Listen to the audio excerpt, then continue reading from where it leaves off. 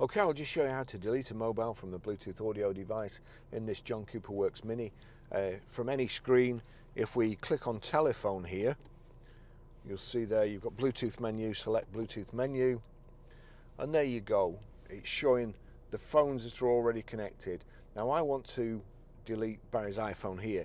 You see there's an arrow at that side. You see there you can either select it or click the rotary control to the side, then you get the new menu, configure device or remove device. If you go to configure device, see that allows you to select whether you want it as a telephone or Bluetooth audio, but we'll go back and click. So that's on my phone. Click to the right, remove device, click remove device, and that's it gone.